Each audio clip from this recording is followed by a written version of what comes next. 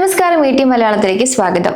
ഇന്ന് മാർക്കറ്റിൽ നല്ല ഉണർവ് കാണാൻ സാധിച്ചിരുന്നു. എല്ലാ സെക്ടറുകളിലും ഉണ്ടായ ഉണർവ് വിപണി ഏകദേശം 2 മാസത്തെ ഏറ്റവും ഉയർന്ന നിലവാരത്തിലെത്തിച്ചു. സെൻസെക്സ് 753 പോയിന്റ് ഉയർന്ന് 79,273 നിഫ്റ്റി 212 പോയിന്റിന്റെ നേട്ടത്തിൽ 24,577 ക്ലോസ് ചെയ്തിരിക്കുന്നത്. മാർച്ച് മാസത്തിന് ശേഷം ആദ്യമായാണ് നിഫ്റ്റി 24,500 എന്ന നില ഭേദിക്കുന്നത്. FMCG റിയൽറ്റി ഓഹരികൾ 2% വീതം നേട്ടമുണ്ടാക്കിയപ്പോൾ ബാങ്കിംഗ് ടെലികോം ഓഹരികൾ 1% ഉയർന്നിട്ടുണ്ട്. നിഫ്റ്റി 0.87% നേട്ടം ഉണ്ടാക്കുകയും ഡെയിലി ചാർട്ടിൽ വലിയൊരു ബുള്ളിഷ് കാൻഡിൽ രൂപപ്പെടുത്തുകയും ചെയ്തു. ഇത് നിക്ഷേപകർക്കിടയിലുള്ള ശക്തമായ ആത്മവിശ്വാസത്തെയാണ് കാണിക്കുന്നത്. വരും ദിവസങ്ങളിൽ 24,660, 24,700 മേഖല നിഫ്റ്റിക്ക് ഒരു പ്രധാന റെസിസ്റ്റൻസ് ആയിരിക്കും. ഈ നിലവാരത്തിന് മുകളിൽ തുടരാൻ സാധിച്ചാൽ സൂചിക 24,950 വരെ ഉയർന്നേക്കാം. താഴേക്കാണ് വരുന്നതെങ്കിൽ 24,460, 24,430 നിലവാരത്തിൽ നിഫ്റ്റിക്ക് ഉടനടിയുള്ള സപ്പോർട്ട് നൽകും. ഇറാനും അമേരിക്കയും തമ്മിലുള്ള യുദ്ധം ഉടൻ അവസാനിക്കുമെന്ന പ്രതീക്ഷയിലാണ് നിക്ഷേപകർ. ഈ മാസം ആദ്യം നടന്ന ചർച്ചകൾ ശാശ്വതമായ ഒരു സമാധാന ഉടമ്പടിയിൽ എത്തുന്നതിൽ പരാജയപ്പെട്ടിരുന്നു. ഇതിനെ തുടർന്ന് രണ്ടാം ഘട്ട ചർച്ചകൾ ഇരു രാജ്യങ്ങളിലെയും ഉദ്യോഗസ്ഥർ ഈ ആഴ്ച തന്നെ കൂടിക്കാഴ്ച നടത്താൻ സാധ്യതയുണ്ട്. വിപണി ഈ ചർച്ചകളെ വളരെയധികം ഉറ്റുനോക്കുന്നുണ്ട്. ധാരാളം ഓഹരികൾക്ക് ഇന്ന് മികച്ച പ്രകടനം കാഴ്ചവെക്കാൻ സാധിച്ചിരുന്നു. അതിലെ 2 ഓഹരികളുടെ വിശകലനം കൂടി നമുക്കിന്ന് നോക്കാം. ആദ്യത്തെ ഓഹരി നെസ്ലെ തന്നെയാണ്. ഇന്നാണ് കമ്പനി അവരുടെ റിസൾട്ട് അനൗൺസ് ചെയ്തത്. പ്രമുഖ FMCG കമ്പനിയായ നെസ്ലെയുടെ അറ്റാദായം മാർച്ച് പാദത്തിൽ 27% വർധനയോടെ 1,111 കോടി രൂപയായിട്ട് റിപ്പോർട്ട് ചെയ്യാൻ സാധിച്ചു. മുൻ വർഷം ഇതേ കാലയളവിൽ 873 കോടി രൂപയായിരുന്ന ലാഭത്തിന് പുറമെ കമ്പനിയുടെ പ്രവർത്തന വരുമാനം 23% ഉയർന്ന് 6,748 കോടി രൂപയിലെത്തി. ദലാൽ സ്ട്രീറ്റ് പ്രവചനങ്ങളെ മറികടന്ന ഈ പ്രകടനം ഓഹരി വിപണിയിൽ വലിയ ചലനമുണ്ടാക്കുകയും നെസ്ലെ ഓഹരികൾ 9% ഉയർന്ന 1,396 രൂപ എന്ന 52 ആഴ്ചയിലെ ഏറ്റവും ഉയർന്ന നിരക്കിൽ എത്തുകയും ചെയ്തു. സാമ്പത്തിക വർഷത്തേക്ക് ഓഹരി ഒന്നിന് 5 രൂപ ലാഭവിഹിതം ശുപാർശ ചെയ്ത കമ്പനി ഇതിനായുള്ള റെക്കോർഡ് ഡേറ്റ് ജൂലൈ 10 ആയിട്ട് നിശ്ചയിച്ചിട്ടുണ്ട്. ചരിത്രത്തിലെ ഏറ്റവും ഉയർന്ന ആഭ്യന്തര വിൽപ്പനയായ 6,445 കോടി രൂപ നേടാനായതും പരസ്യങ്ങൾക്കായി 50%-ലധികം തുക മാറ്റിവെച്ചതും വോളിയം വളർച്ച വർദ്ധിപ്പിച്ചതും ഈ നേട്ടത്തിന് പിന്നിലുണ്ടെന്ന് കമ്പനി ചെയർമാൻ മനീഷ് തിവാരി വ്യക്തമാക്കിയിട്ടുണ്ട്. റിസൾട്ടിനെ വിലയിരുത്തി ഒരു മുന്നേറ്റ സാധ്യത അനലിസ്റ്റുകൾ മേബി പ്രവചിച്ചേക്കാം. ഏതായാലും നിലവിലെ സാഹചര്യത്തിൽ നമുക്ക് ശ്രദ്ധിക്കാൻ പറ്റുന്ന ടെക്നിക്കൽ ലെവലുകൾ കൂടെ നോക്കാം.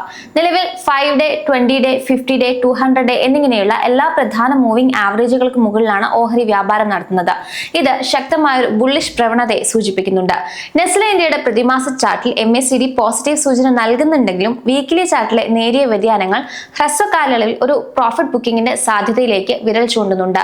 അതേസമയം ഓപ്പൺ ഇൻട്രസ്റ്റിൽ ഇന്ന് രേഖപ്പെടുത്തിയ 14% വർധനവും വിലയിലെ കുതിപ്പും പുതിയ നിക്ഷേപകർ ഓഹരി വാങ്ങിക്കൂട്ടുന്നതിന്റെ വ്യക്തമായ ലക്ഷണമാണ് കാണിക്കുന്നത്. എന്നാൽ നിലവിൽ ബോളിഞ്ചർ ബാൻഡിന്റെ മുകൾ ഭാഗത്ത് വ്യാപാരം തുടരുന്ന ഓഹരി ഓവർബോട്ട് മേഖലയിലേക്ക് കടന്നിരിക്കുന്നത് വിലയിൽ ചെറിയൊരു തിരുത്തലിനോ കൺസോളിഡേഷനിലോ ഉള്ള സാധ്യത വർദ്ധിപ്പിക്കുന്നുണ്ട്.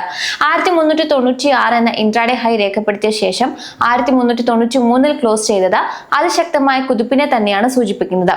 നേരത്തെ റെസിസ്റ്റൻസ് ആയിരുന്ന 1,380 രൂപ എന്ന റെസിസ്റ്റൻസ് ലെവൽ അനായാസം മറികടന്ന ഓഹരി ഇപ്പോൾ ബ്ലൂ സ്കൈ സോണിലേക്ക് പ്രവേശിച്ചിരിക്കുകയാണ്. ഇത് വരും ദിവസങ്ങളിൽ 1,420 രൂപ മുതൽ 1,450 രൂപ വരെയുള്ള നിലവാരത്തിലേക്ക് ഉയരാൻ കരുത്ത് നൽകുന്നുണ്ട്. ദിവസത്തെ ഉയർന്ന വിലയ്ക്ക് തൊട്ടടുത്ത് തന്നെ ക്ലോസ് ചെയ്തത് വിപണിയിൽ വാങ്ങുന്നവർക്കുള്ള ആധിപത്യം വ്യക്തമാക്കുന്നുണ്ടെങ്കിലും RSI പോലുള്ള സൂചകങ്ങൾ ഓഹരി ഓവർബോട്ട് നിലയിലാണെന്ന് കാണിക്കുന്നുണ്ട്. ചെറിയ തിരുത്തലുകൾക്കുള്ള സാധ്യത ഇത് നൽകുന്നുണ്ട്. എങ്കിലും പുതിയ സപ്പോർട്ട് ലെവലായി മാറി 1,380 രൂപയ്ക്ക് മുകളിൽ തുടരുന്നിടത്തോളം കാലം ഹ്രസ്വകാല നിക്ഷേപകർക്ക് ഈ മുന്നേറ്റം മികച്ച നേട്ടം നൽകാനുള്ള സാധ്യതയുണ്ട്. ഓഹരി ഓവർബോട്ട് മേഖലയിലായതുകൊണ്ട് വരും ദിവസങ്ങളിൽ ചെറിയൊരു വിലക്കുറവോ അല്ലെങ്കിൽ പുൾ ബാക്കോ അല്ലെങ്കിൽ ഒരേ വിലയിൽ തുടരുന്ന കൺസോളിഡേഷൻ അവസ്ഥയോ ഉണ്ടായേക്കാം. RSI ഇത്രയും ഉയർന്ന നിലയിൽ നിൽക്കുമ്പോൾ പുതിയതായി വലിയ തുക നിക്ഷേപിക്കുന്നത് അല്പം ശ്രദ്ധിക്കുന്നത് നല്ലതായിരിക്കും. കാരണം പ്രോഫിറ്റ് ബുക്കിംഗ് നടന്നാൽ വില അല്പം താഴേക്ക് വരാം. ഇന്ന് ശ്രദ്ധാകേന്ദ്രമായ മറ്റൊരു ഓഹരി ഗ്രോ ആയിരുന്നു. കഴിഞ്ഞ ദിവസമാണ് കമ്പനിയുടെ ഫലങ്ങൾ വന്നത്. ഇതേ തുടർന്ന് ഓഹരി 10% ഉയർന്ന് 216 രൂപയിലെത്തി. 4ാം പാദത്തിൽ കമ്പനിയുടെ ഏകീകൃത അറ്റാദായം മുൻവർഷത്തെ അപേക്ഷിച്ച് 122% വർദ്ധിച്ച് 686 കോടി രൂപയായതിനെ തുടർന്നാണിത്. പ്രവർത്തന വരുമാനത്തിലും വലിയ മുന്നേറ്റമുണ്ടായി. 87% വർധനവോടെ വരുമാനം 1505 കോടി രൂപയായി ഉയർന്നിട്ടുണ്ട്. കമ്പനിയുടെ എബിഡ 142% വർദ്ധിച്ച് 939 കോടി രൂപയിലെത്തിയത് ലാഭവിഹിതത്തിലുണ്ടായ കരുത്തുറ്റ വളർച്ചയെ സൂചിപ്പിക്കുന്നുണ്ട്. നിശ്ചിത ചെലവുകളെ അപേക്ഷിച്ച് വരുമാനം വേഗത്തിൽ വളർന്നതാണ് ലാഭക്ഷമത മെച്ചപ്പെടാൻ കാരണമെന്ന് കമ്പനി വ്യക്തമാക്കിയിട്ടുണ്ട്. ഉപഭോക്താക്കളുടെ എണ്ണത്തിലും പ്ലാറ്റ്ഫോമിലെ ഇടപാടുകളിലും ഉണ്ടായ സ്ഥിരതയാർന്ന വളർച്ച കമ്പനിക്ക് തുണയായിട്ടുണ്ട്. മാർച്ച് 31 കണക്കനുസരിച്ച് പ്ലാറ്റ്ഫോമിലൂടെ ഇടപാട് നടത്തുന്നവരുടെ എണ്ണം 25% വർദ്ധിച്ച് 2.16 കോടിയായിട്ടുണ്ട്. പ്ലാറ്റ്ഫോമിലെ ഉപയോക്താക്കളുടെ ആകെ ആസ്തി അതായത് കസ്റ്റമർ അസറ്റ്സ് 36% വർദ്ധിച്ച് 3 ലക്ഷം കോടി രൂപയിലെത്തിയിട്ടുണ്ട്. നെറ്റ് ഇൻഫ്ലോ 25,000 കോടി രൂപയായി തുടരുന്നുണ്ട്. ട്രേഡിംഗ് പ്രവർത്തനങ്ങൾ പ്രത്യേകിച്ച് ഡെറിവേറ്റീവ്സ് വരുമാന വർധനവിന് പ്രധാന പങ്ക് വഹിച്ചിട്ടുണ്ട്. നാലാം പാദത്തിലെ ആകെ വരുമാനത്തിന്റെ 54% ഇക്വിറ്റി ഡെറിവേറ്റീവുകളിൽ നിന്നാണ് ലഭിച്ചിരിക്കുന്നത്. മാർജിൻ ട്രേഡിംഗ് സൗകര്യം, കമ്മോഡിറ്റീസ് തുടങ്ങിയ പുതിയ മേഖലകളും വരുമാനത്തിൽ കൂടുതൽ പങ്ക് നേടിത്തുടങ്ങിയിട്ടുണ്ട്. ഭാവിയിൽ വിപണിയിലെ ചാഞ്ചാട്ടം ട്രേഡിംഗിനെ സഹായിച്ചേക്കാമെങ്കിലും വിപണി ദീർഘകാലം ദുർബലമായി തുടർന്നാൽ നിക്ഷേപകരുടെ താൽപര്യത്തെ അത് ബാധിച്ചേക്കാമെന്നും ഇത് പുതിയ ഉപഭോക്താക്കളുടെ വരവിനെ കുറച്ചേക്കാമെന്നും കമ്പനി വിലയിരുത്തുന്നുണ്ട്.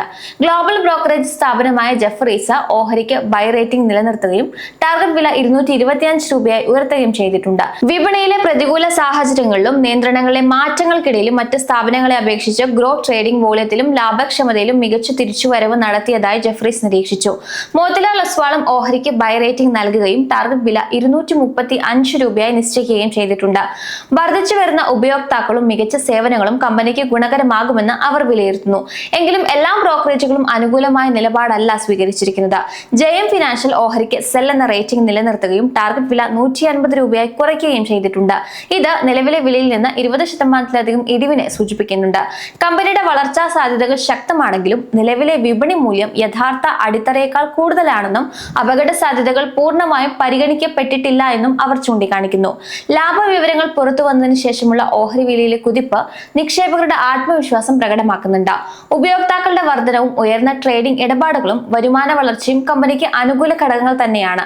പക്ഷേ അതേസമയം ബ്രോക്കറേജുകളുടെ വ്യത്യസ്ത അഭിപ്രായങ്ങൾ സൂചിപ്പിക്കുന്നത് നിക്ഷേപകർ ജാഗ്രത പാലിക്കണമെന്ന് തന്നെയാണ്. ഹ്രസ്വകാലത്തെ വിപണിയുടെ ചാഞ്ചാട്ടം ട്രേഡിംഗിനെ സഹായിക്കുമെങ്കിലും വിപണി ദീർഘകാലം ദുർബലമായി തുടരുന്നത് പുതിയ ഉപഭോക്താക്കളുടെ വരവിനെയും നിക്ഷേപകരുടെ താൽപര്യത്തെയും ബാധിച്ചേക്കാമെന്ന് കമ്പനിയും മുന്നറിയിപ്പ് നൽകിയിട്ടുണ്ട്. മൊത്തത്തിൽ ഗ്രോ മികച്ച ബിസിനസ് മുന്നേറ്റം കാണിക്കുന്നുണ്ടെങ്കിലും ഓഹരിയുടെ അടുത്ത ചലനം വിപണി സാഹചര്യങ്ങളെയും വരും പാദങ്ങളിലെ പ്രകടനത്തെയും ആശ്രയിച്ചിരിക്കും. അതിനാൽ ഓഹരികളിൽ നിക്ഷേപ തീരുമാനങ്ങൾ എടുക്കുന്നതിന് മുൻപ് വിദഗ്ധ അഭിപ്രായം തേടാൻ മറക്കരുത്.